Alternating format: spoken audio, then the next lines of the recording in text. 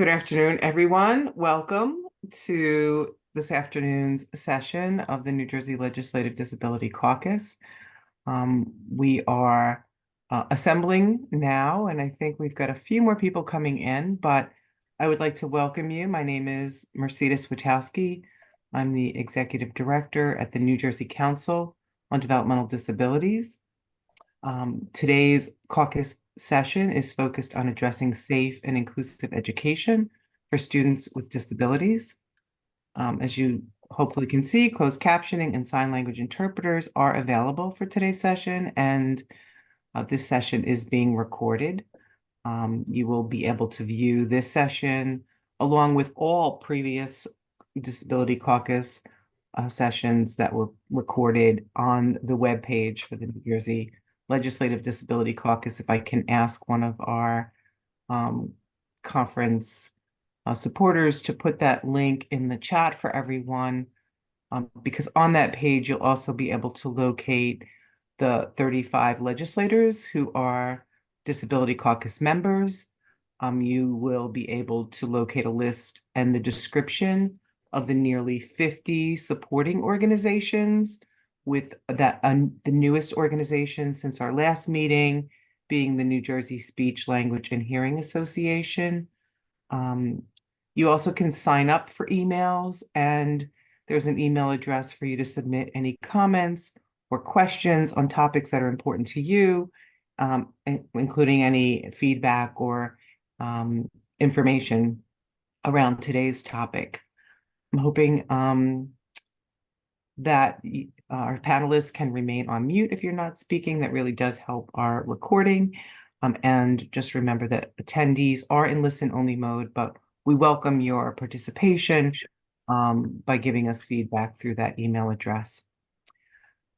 The New Jersey Disability Caucus serves as a bipartisan forum within the New Jersey legislature for lawmakers and their staff to consider those issues that impact the disability community, and considering those impacts when shaping all public policies. We can accomplish this through increased awareness and a greater understanding of the complexities of the service system and the issues that individuals with disabilities and their families face. We rely on people with disabilities and their families to inform the caucus. We also rely on the supporting organizations as they serve and support and are a resource for not just their communities, but for all members of the legislature. I'd like to take this just a quick moment to acknowledge April as Autism Acceptance and Awareness Month, and hope you're all doing things in your community and reading articles that are important in understanding autism. Let me start off by thanking Assemblywoman Aura Dunn of the 25th Legislative District for her commitment as the co-chair of our caucus. And she will lead us in today's conversation. I'd also like to thank and welcome the other co-chairs and their staff, Senate Majority Leader Ruiz, Senate Republican Leader Bucco, and Assembly Majority Leader Greenwald. I thank you, and we thank your staff for all the great work and your attention around disability issues. Today's topic again is addressing safe and inclusive education, and I'll turn to Assemblywoman Aura Dunn, who has demonstrated fierce leadership in the caucus, and very grateful for that leadership on behalf of individuals and their families. Assemblywoman Dunn. Thank you, Mercedes. Well, I thank you for that. Can't be done without all of your hard work and contributions. And this is a really important meeting. I've been excited about having this, and at least might say we're coming toward the end of the school year, but that's not the case for the population that we're focusing on today and advocating for. It's all year round, right? And there are major problems facing our educational system, particularly in the area of increasing inclusivity and making sure that the adequate services are provided. So I can't thank you enough for bringing us all together and focus on this important issue. And What's also exciting is today we have several new members in the legislature that have joined us and now part of the Legislative Disabilities Caucus. So I'd like to say there's safety in numbers, and it's wonderful to see us growing. So if I could do just a special quick shout out to my colleagues, and again, thank you for joining the caucus, Senator McKnight and Assemblyman Bailey, Schnall, Sawicki, and Assemblywomen Fantasia, Hall, and Matsakudis, and Tennille McCoy. So that's a great great growth rate there. So we'll keep that going. But looking forward to hearing from our distinguished panelists to share their lived experiences and their expertise. We know that in New Jersey, every child is entitled to a free and appropriate public education. And all of us pride ourselves on, if we are not the best, we're one of the best public education systems in the nation. But we know that we continue to face certain barriers, and particularly with students with physical, cognitive disabilities and special mental health or behavioral needs. Those barriers really get higher and harder to overcome. And I can't help but think of the one word is isolation. That more students are pulled from their community, whether it be first in the school, and then you know, in their hometowns. Placements that are often out of school, they may even be limited to only 10 hours a week of home instruction. So the need for training more staff to make these services more integrated into their daily education programs, which we have discussed before, but I will, I really do look forward to hearing about how we can improve these services in the public education system, expand the resources, and also particularly with addressing the transportation needs, which is repeatedly often parents will come back and say that's one of the greatest barriers. So without further ado, I look forward to learning more today and collaborating with my colleagues and hearing everyone's input here. So looking forward to a very productive discussion. Thank you, Mercedes. Thank you, Assemblywoman. Unfortunately, New Jersey is not alone as it relates to special education, teacher shortages, and the impact that has on students. Most states are in a similar position. Just yesterday, I read an article where Pennsylvania announced an initiative to address their chronic shortage of special education teachers with a grant initiative looking to cultivate the interests and skills among young students. Many states are turning to different measures, and I know that we have two excellent speakers lined up for you today to both from the public and private schools who will share their experience with hiring challenges and offer policy solutions to bolster recruitment, retention of what we need, which is high quality special education staff. So first, I'd like to invite Dr. Michelle Carney-Ray-Yoder, Superintendent of the Central Regional School District in Ocean County, to kick us off in this conversation. Dr. Yoder. Thank you so much. I appreciate the opportunity to be here today. Please feel free to call me Dr. Cry. Don't ask anyone to say my last names because I have three. And just a little context, my experience is not just as an educator. I'm also learning disabled myself, and I have an autistic son. So I'm very passionate about making our classrooms inclusive for all of our students. Starting out as a behavioral teacher and coming up through child study team and a director of special ed, along with principal and superintendent, I feel that COVID has impacted us more significantly because we have a lot of students that their gaps have widened. And I feel that our recruiting process has been difficult because I have one of the, as I call them, the golden ticket teacher certifications of teacher of the handicap. And that's something that has disappeared.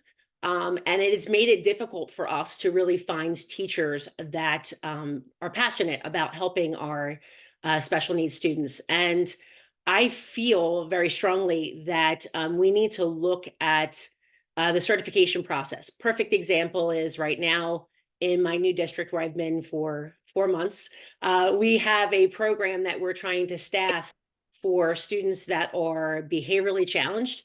And we need to find a social studies teacher and a science teacher and a ELA teacher and a math teacher to service those students. And as someone who is also an adjunct professor teaching our future educators and our future leaders, it's hard to motivate students to want to get a special education certification because of the additional content that they have to gather in order to just be certified. When we talk about our students that have special needs, a lot of our students are a little bit lower level. And I feel that I'm a specialist in modifying their content.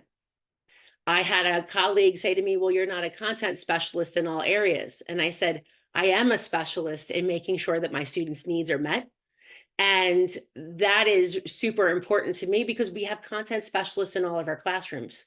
We're promoting for our students to have a more inclusive environment and to be included in the general education population. And in order to do that, you normally have a content specialist and a special education teacher.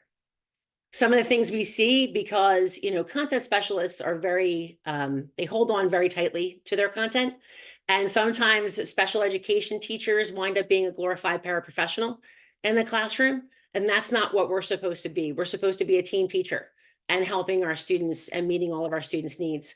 And that is something that I feel we need to work harder at, to include all of our students and have our students have people that are truly there because they're passionate about taking care of them and making sure that their needs are met. In addition, the impact has been crazy with our students since COVID because we have substitute shortages. And when we have substitute shortages, we've made it a priority to pull basic skills teachers first and then special education teachers second. And you're not supposed to be pulling special education teachers, but when you're short 20 teachers in a building, where do you get teachers to cover those classes when you have people out of the classroom? And that is something that concerns me because the last thing I want to do as a former director of special ed and a superintendent is to violate my students' IEPs. I want to make sure that their needs are being met. But a lot of districts take different approaches to making sure that those needs are met. And that is something that we need to work on collectively to provide substitute coverage in addition to providing content coverage for our students and special needs coverage for our students. Something that is also super important is to make sure that our general education teachers understand and have that content specialization and special needs. I don't feel, and this is just my own personal feeling, I don't feel there's enough done in the general education setting when we're educating teachers to really help them understand that all of those students are your students, not just your general education students. As a special education teacher, I was very blessed to come up through the ranks with teachers that you couldn't tell who the gen ed teacher was or who the special education teacher was. And that's how we have to move forward in our classrooms, is to make sure that our students are really being provided with an education and we're owning all of our students together. Because now we have not only our IEP students, but we have such a large group of students that are those middle of the road tier 2 students that could go to tier 3, but we don't want them to. We want to try to meet them where they are and close those gaps for them. I remember doing a training a while back as a learning disability teacher consultant, and I had a teacher say to me, well, we have to make sure that we're meeting their needs. And I said, well, what does that mean? She goes, well, we have to water down the content. And that's not how we make sure that our students get what they need. My stepson is verbal, but he is pretty high on the spectrum. And I tell people all the time, you have to give him and push him to get as much as he can, because we don't really know what our students are able to gain and take in until we give them that opportunity to be successful. And that is something that I push all the time. I really feel like in order to provide our students with a better content, we need to make sure that our policy changes are incorporating our college readiness for our teachers. That's general education and special education. We need to make sure that we're training them properly with proper teacher induction programs in our districts, that we're having our students' needs met, in addition to, having a lot of training on what team teaching looks like. If we're moving to inclusiveness and keeping as many of our special needs students in those classrooms, we need to make sure that we're training our teachers to work together. Now, granted, we have difficulties sometimes with personalities. That I get. But if we're really making sure that our students are our priority, then we're giving them that training to be successful, our teachers that training to be successful, to make sure our students' needs are being met and that they're working in a team environment. My job as a special education teacher was not to make copies. My job was to be there, support my team teacher. I love the fact that he would say something and I'd see some confusion in the audience, as I used to say, and I would be the one to ask the question, because our students are nervous about asking those questions. But I asked the question, say, and Mr. Pruitt was my team teacher, and I would say, Mr. Pruitt, can you please help me understand what you meant by this? Because I saw there was difficulty in the classroom, and that's the way our team teaching should be. And I took the lead sometimes. So that is the stuff that we need to work on. We need to make sure the training for our teachers, future teachers, is there. And also, too, that we don't make it so difficult for them to get a special education certification. General education teachers and special education teachers make the same. And we're required to have more certifications and more things in place in order to have that content, in order to teach in that classroom. And I really feel that we need to do a better job at making that equitable and treating everyone as a professional. As someone with a learning disability, I had a teacher tell me that I was not the sharpest crayon in the box when I was a kid. And I'm proud to say, it was very exciting to shake their hand one day and say to them, with 2 master's degrees and a doctorate degree, obviously I proved you wrong. But I also had a lot of support. Not all of our students have that, and they need that in school and at home. And that's what I hope we can work together to provide some more clarity on what's really important for our students and for their teachers that are coming up through the ranks, so that they feel supported as well. And I know I talk fast, so I apologize. Thanks, Dr. Cry. So you raised 2 interesting, several interesting points, but what really resonates is that team approach, the team teaching, and the only way to start that is to have the gen ed teachers be more acclimated to students' needs, students with disabilities needs. So we appreciate your insight, your lived experience. I have one of those golden teacher of the handicapped certificates as well. Didn't get to use it for very long, but I never heard it referred to as a golden ticket. So that was neat. So I'm going to ask Dr. Regina Peter to speak next, and then we'll open it up to any legislative feedback or questions that they might have. Dr. Peter is the founder and executive director of the Newmark Schools in Union County, and we welcome you, Dr. Peter, to today's conversation. Mercedes and Assemblywoman Dunn and all the other legislators on the call, thank you so much for allowing me to be here and speak today. I also have one of those golden ticket teacher of the handicap certifications. I have 2 staff members left with that. It is my prized possession.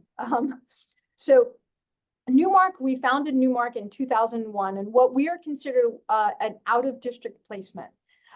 So as which is exclusionary when we think about that.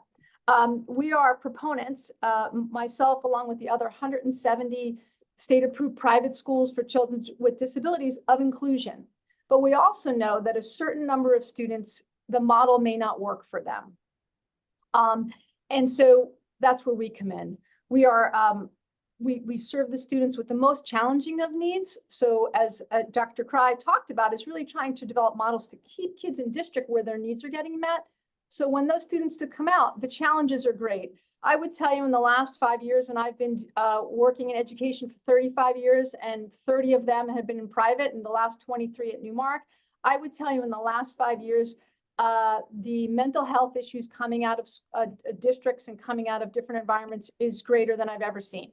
I think everyone probably can concur that, and some of this was even pre-COVID. Some of this was pre-COVID. We consider ourselves partners with our public schools. Our public schools place students with us after an extensive, tiered system, extensively working with us for an intake process.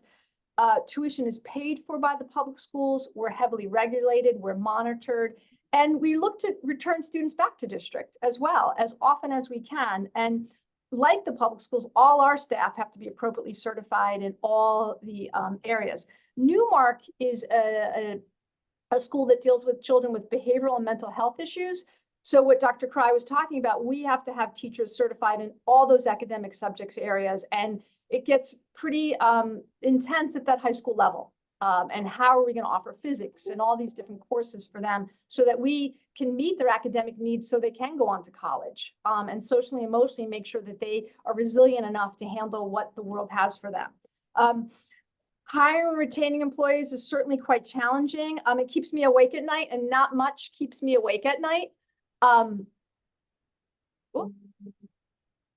Can you hear me? Oh, I'm so sorry. I had something come across my screen. That was strange. Our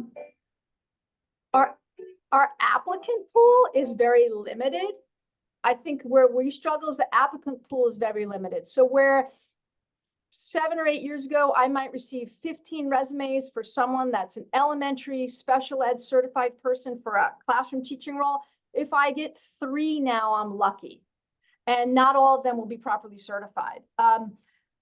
We have changed hiring to recruiting. We no longer hire, we recruit. I look everywhere I go, anyone I talk to, I'm even gonna mention that to anyone here that knows anyone looking for a special education role.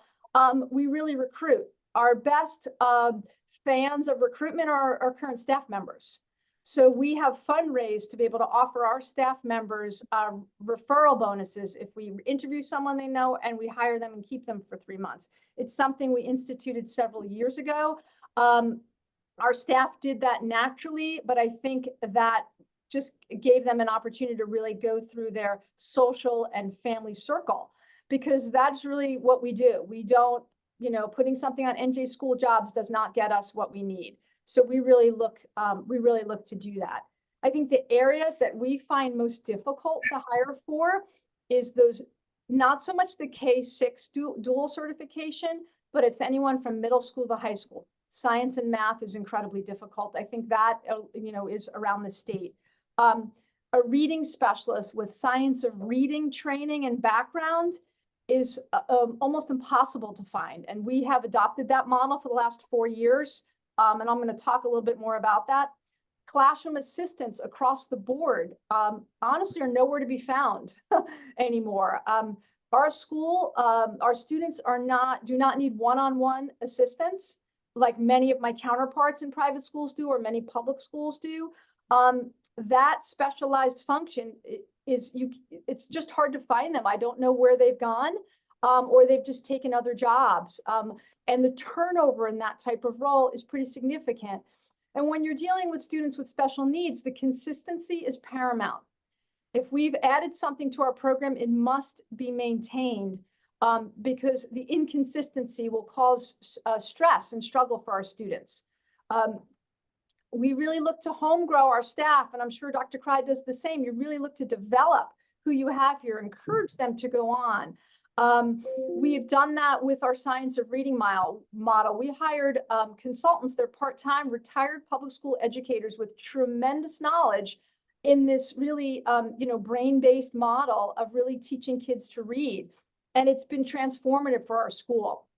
Transformative. And it's not so much buying a curriculum and here you go, you learn it. You need the people to really embody that and really train how the brain works and how we really understand reading. But our teachers see it and they're learning it.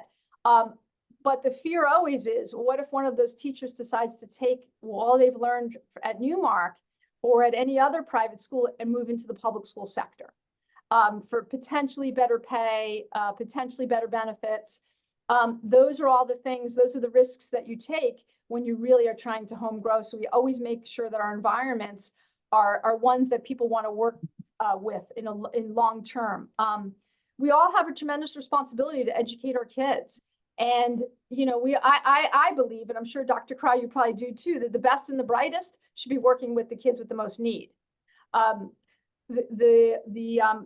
Without a doubt, and succession for lots of schools like ours is always paramount. You know, I'm not that young anymore. I'll be here for a while, but when I go to directors meetings or I go look at my public school counterparts, I'm always looking to see how I can recruit you to want to be at Newmark.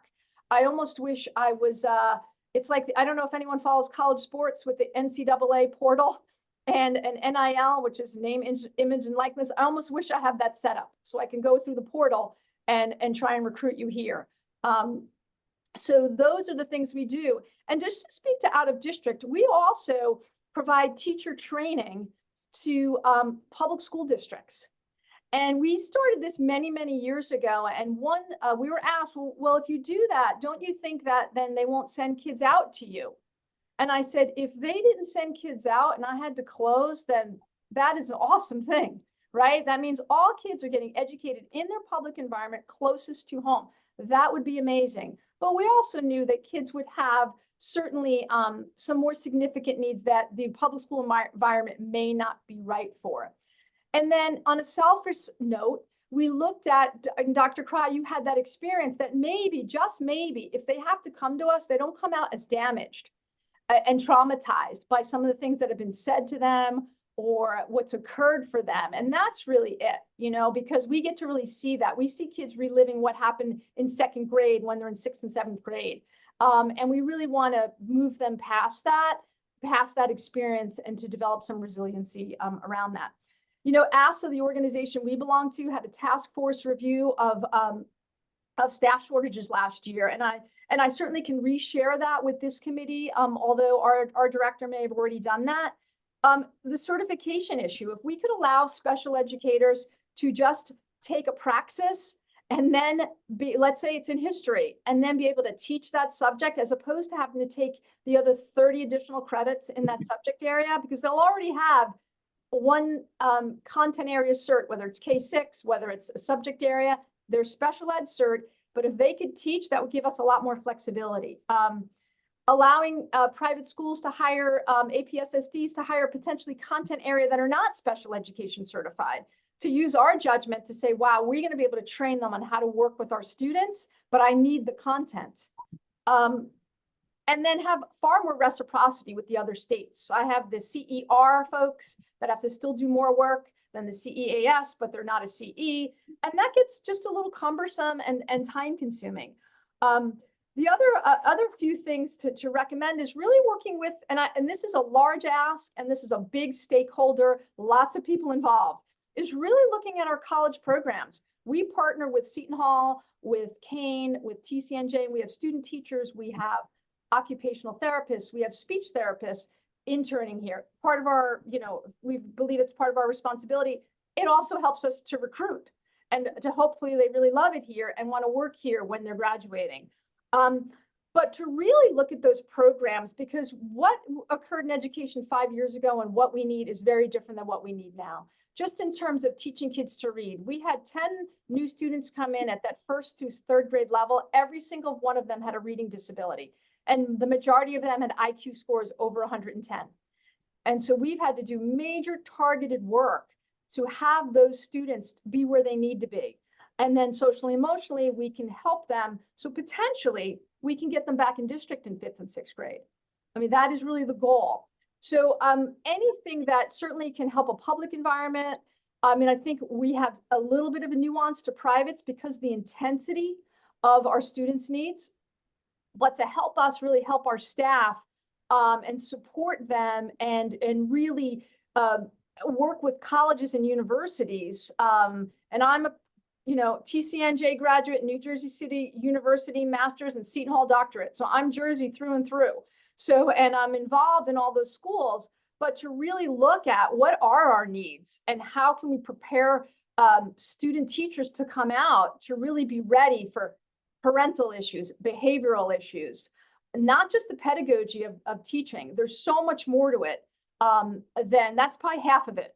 It's the rest. And so we can keep these really good, talented folks in the profession.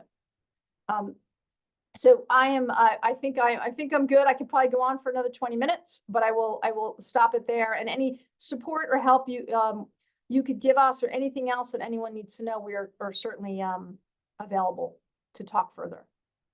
Well, thank you, Dr. Peter, and thank you again, both Dr. Cry and Dr. Peter, for bringing your wealth of experience to this conversation. I'm going to ask members of our legislature if you have comments, thoughts, or reactions. I saw some of you nodding your heads. Assemblywoman Fantasia. Thank you. Well, I feel the pain of the two speakers who just spoke, because I've lived that as well. I actually started out in education as a special education aide in a multiple disabilities preschool for a public school in Hardiston Township in Sussex County. That was years ago. And, flash forward, and as a middle school principal at a public school in Garfield, I was laughing internally, and it's not very funny, but when you think about duty to supervise, as Michelle was talking about, at the end of the day, that trumps everything. So you don't want to violate a student's IEP, but your larger goal or your larger responsibility is duty to supervise all of the children. So when you have 10, 20 teachers out on any given day, or even vacancies, that's problematic. So in thinking about it, I read that there were 86% of school districts across the country are saying that there is a shortage of teachers in general. So one of the things I think from the legislative side that we can think about, and this would not even have been an option back, let's say 2007, 2008, when one position would yield 100 resumes in. If you had a general classroom teacher position, could be perhaps looking at lifting the residency requirements in New Jersey, because at least the border towns, Pennsylvania and New York, I know I live in District 24, I'm from Sussex County, up by High Point Monument. And if I drive 10 minutes one way, I'm in Pennsylvania, you drive 10, 15 minutes the other way, you're in New York State, that could absolutely benefit, a lot of our border districts. Also recruiting, that was another internal laugh, because I remember I poached a science teacher taking my kids in the summer to Turtleback Zoo. And there was a young guy there that was hatching turtle eggs, and I snagged him, and I actually grabbed him as my middle school science teacher. So yeah, you're always looking, you're always thinking. One of the challenges that I have when I joined the legislature, I left the middle school principal position. I became a district administrator, where now I manage the mitigation of learning loss, right? After COVID and the shutdowns, and our students with special needs, that population got hit incredibly hard by this. And what I'm finding is now in my new role, I'm the director of academic enrichment programs and mitigating that learning loss, be it on Saturdays, be it in the summer, or be it in embedded tutoring throughout the school day.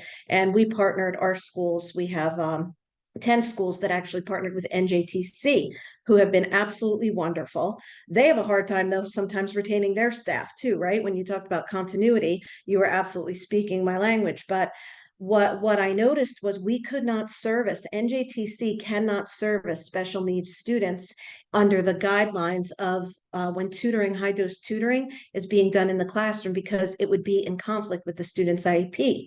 NJTC recruits their tutors from, let's say, sometimes they're retired educators who are certified. Sometimes they're people who aren't looking for, straight up full-time work in a school, but sometimes they're just individuals with associate's degrees. Maybe they're pursuing teaching.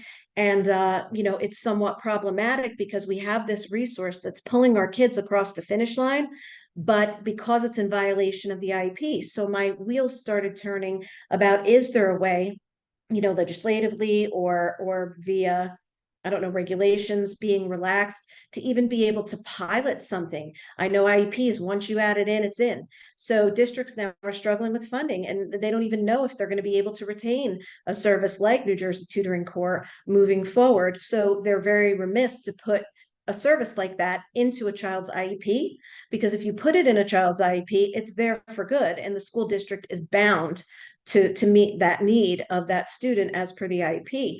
My question is, would it be a possibility to even just do a 1-year pilot, a 6-month pilot, to see if having those tutors embedded could help the population? So anyway, just some of the things that I thought about and in listening to the conversation. But, we're plowing forward. I know that we are talking with NJTC about how we could possibly serve special needs students, even if it's a before the school day or an after the school day, as long as it did not, infringe upon the general hours of an instructional day. If their parent would concede, can we add that in temporarily? I mean, we're really trying to think outside the box to be able to best serve the special needs population. That's all. Thank you. It's a really interesting conversation. Thank you to both Regina and Michelle for sharing your perspective. Very good. Thank you, Assemblywoman. Thanks for your deep interest. And Assemblywoman Matsakoutis. Hi, I'm Michelle Matsakoutis. To say that I am thrilled to be part of this discussion is, I'm just so thrilled. Just to give you a little color on me, I am currently on the education as well as the higher education committee. I have a daughter who went through some private schooling before she hit kindergarten and then was in a contained class for many years.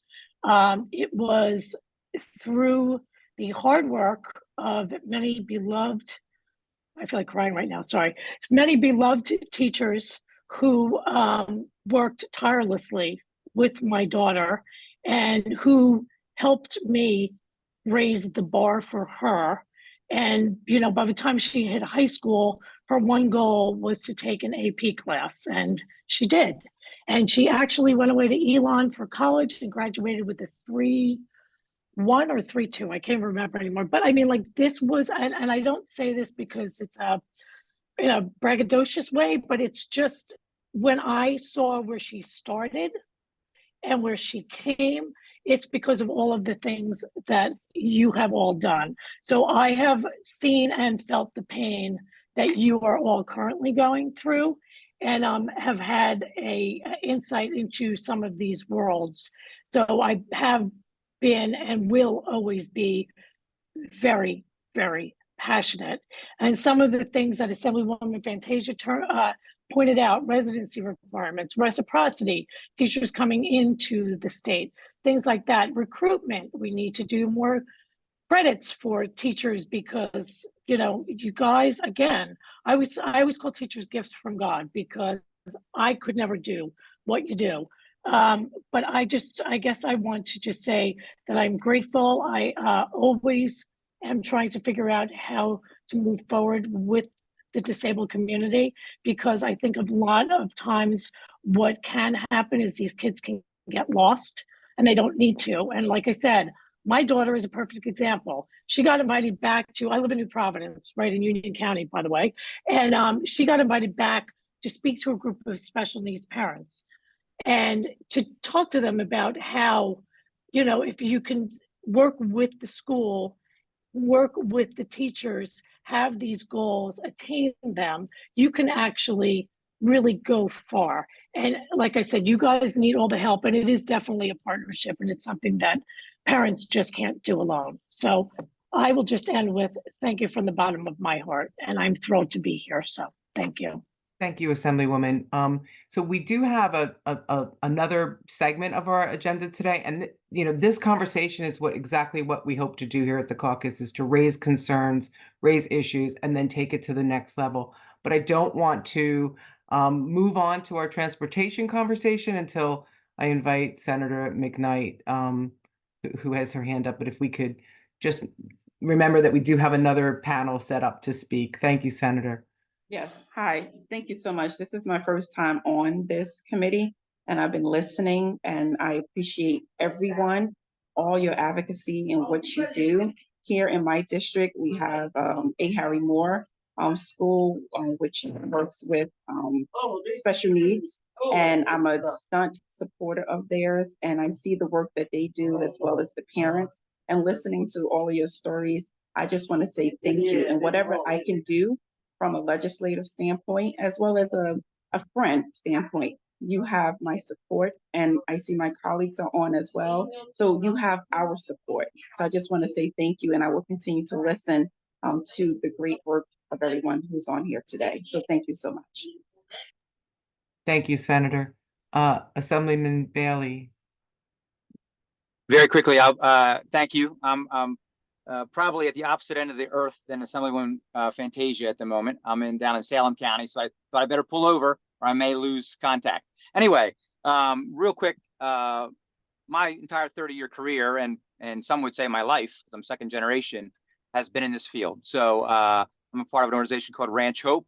In my other, my day-to-day life in Strang School, we are a private special education school. So Dr. Peter, I was just saying ditto, ditto, ditto, ditto as you were speaking. I speak your language and understand exactly where you're coming from.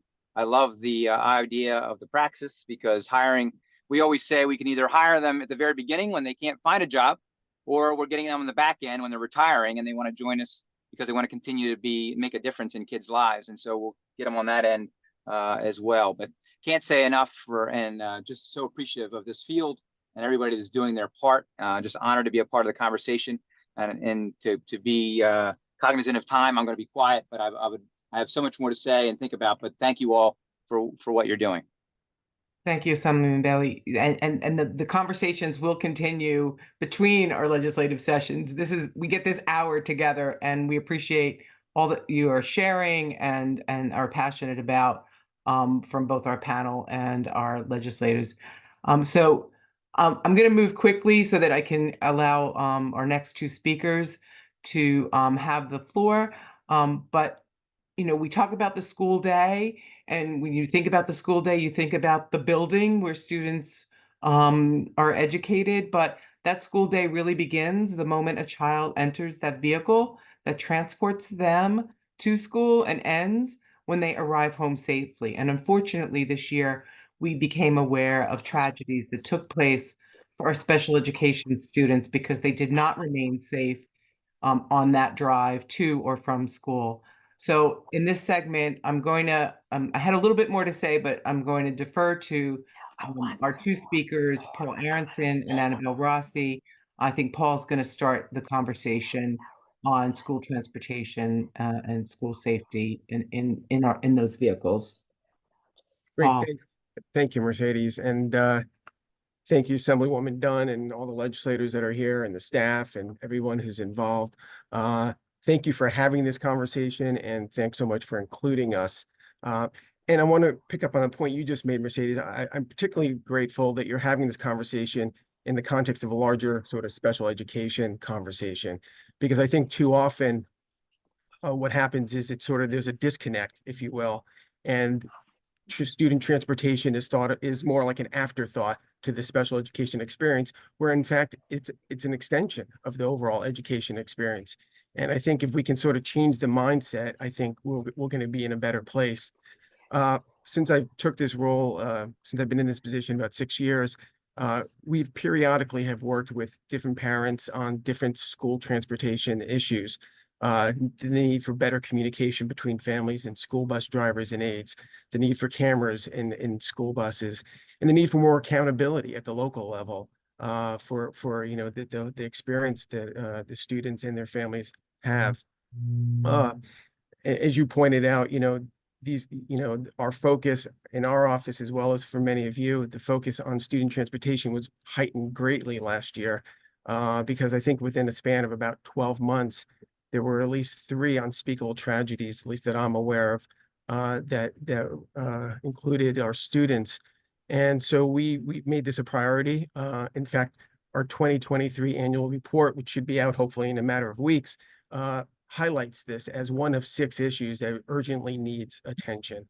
And what we offer in the report, as you see, is just some real basic common sense recommendations at a minimum. It is a starting point.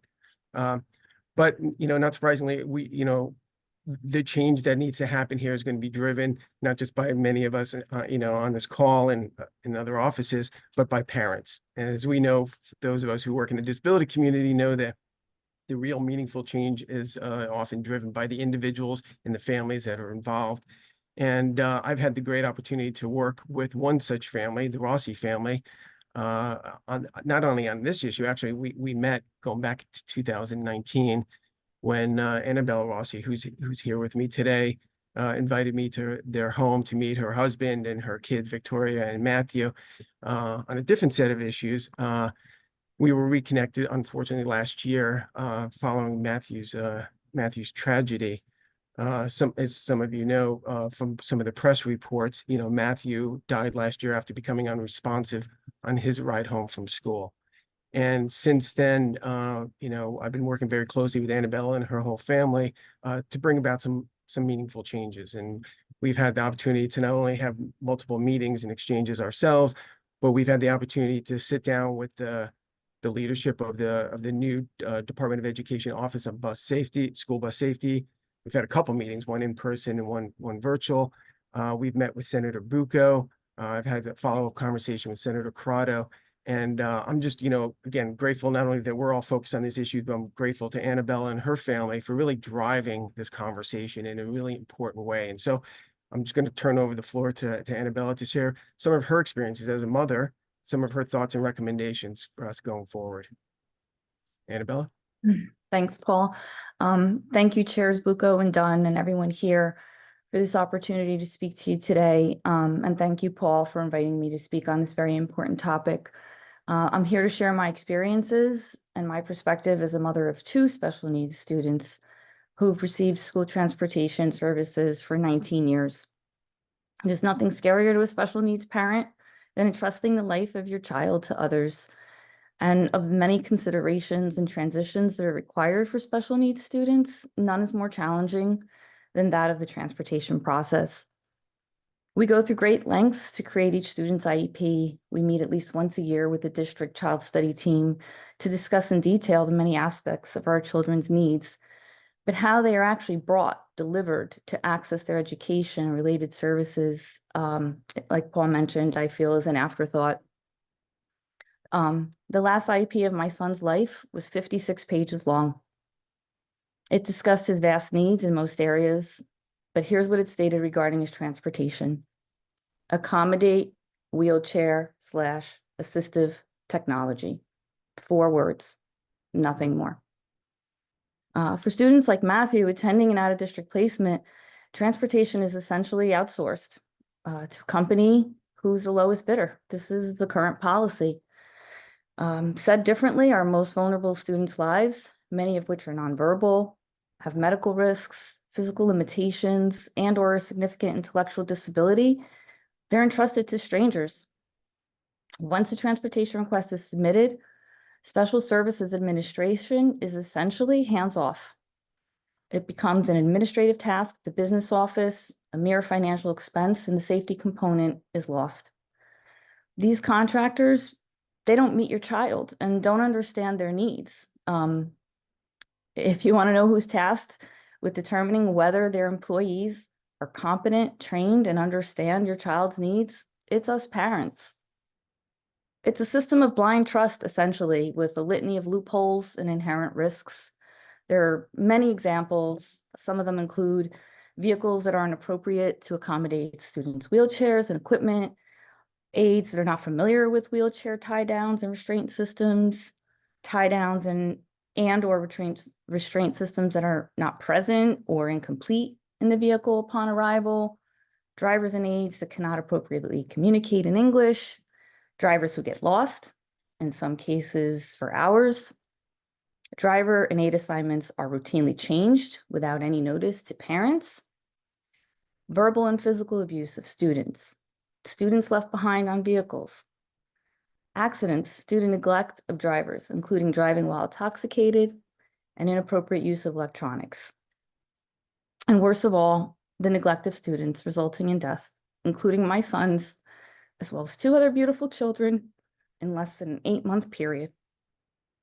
We have to ask ourselves, why is every other direct service that's delivered to a student in the school building and the related risks managed by Special Services Administration and staff, why isn't this one also managed by them? A clear distinction needs to be made between what is vehicle safety and student safety, which is unique for each student with physical, intellectual, and developmental disabilities. Students' needs and risks don't magically go away while they're being transported. Collaboration as well as accountability must lie with the sending school districts and boards. As Paul mentioned, in February, we met with the newly formed Office of School Bus Safety and shared our family's transportation experiences over the last 2 decades. We also shared our son's tragic death, as well as what we believe, also as Paul mentioned, to be common sense solutions designed to protect our most vulnerable students when they're away from their homes and schools that are tailored to fit their needs. Two of the solutions we proposed, one, all vehicles providing transport for special needs students must be equipped with operational interior video cameras with a requirement to preserve footage. And two, all drivers and aides tasked with the safety of our special needs students must be responsible for calling 911 in potential medical and life-threatening emergencies. I'm here today to continue to fight for these reforms, as the response we received by the Office of School Bus Safety to these specific solutions was that they are, quote, outside of their purview and require legislative response. Reform is urgently needed at all levels. Much of the information is gathered outside of the process by parents and advocates. There's too much autonomy and variability within each of the 600 plus school districts in the state and the 1,700 plus third-party contractors, and not enough accountability. It's time for change, and it's long overdue. It's time to value the lives of our special needs students, and we need your support to work towards eliminating the indifference that has existed towards our children's safety for far too long. And I thank you for your time today.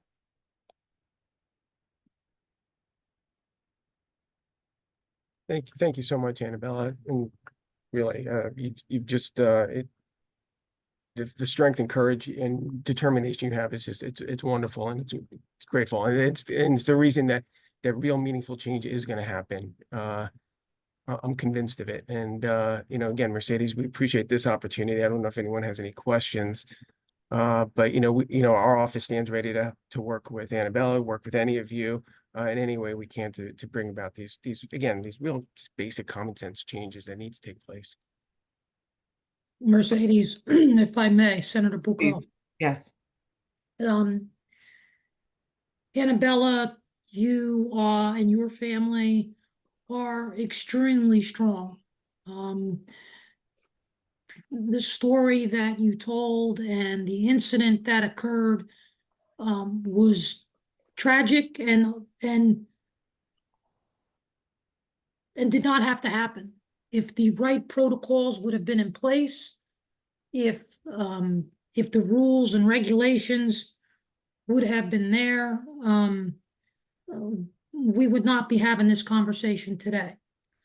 But I can assure you that the changes that you asked for and the common sense approaches that we discussed are now being drafted by the Office of Legislative Services. And I will work with everybody in the caucus, as well as my colleagues in leadership on both sides of the aisle, to make sure that we can get this done and get it done in a timely fashion. We never, ever want to see this ever happen again to anyone. And it's through your testimony and through your courage that you will make a difference in Matthew's name. So thank you. Well, I thank you, Senator Bucco, for your welcome response when we reached out and for your support. There's so much more that we could say. There's so many levels that this process affects. It's very complicated, yet very simple. And I stand ready to devote the rest of my life so that this never happens again to another student. So thank you for your support. Thank you. Assemblywoman Dunn. I just wanted to thank you, Ms. Rossi, so much for your courage and sharing this coming out today. There's not a single one of us. I know I'm only supposed to speak for myself, but I think I'm safe to speak for the group that you know, your words and your unfortunate experience has really left a hole here for us that we need to fill. You know, I visited a school recently And the meeting went, a school for special needs, the meeting went over a little bit. So I actually was leaving at a dismissal time. And it was eye-opening for me to see the queue of buses, vans, Ubers. And it really made me question, it was eye-opening for me, and thought this is something that certainly needs to be examined. I don't know what I had. I thought I'd see the fleet of yellow buses that we're accustomed to seeing. So by busing is really the beginning of a school day to the end. And if we are here to serve the whole child, through our education, then we do need to be thinking of it as student safety, not just bus safety. So really, what you articulated is just really so helpful for us, and know that you have helped us make a difference. We'll get this done. And thank you, Ms. Rossi. I know you're not necessarily in District 25, but you are a Morris County family. So welcome to I feel like we're part of the family. Thank you. Thank you so much. And I just want to add that, my experience over the last 2 decades, is also unique in that I have a daughter who's 23 who was also transported. And so I have a lot of experience because she was initially out of district. And then sort of as a testament to what the first part of this meeting was discussing, she then was able to go in district, and she actually graduated summa cum laude from Seton Hall. So she is a testament to many of the positive things that special education has had provided her in the state. But there are clear differences, and I can attest to those with in district versus out of district.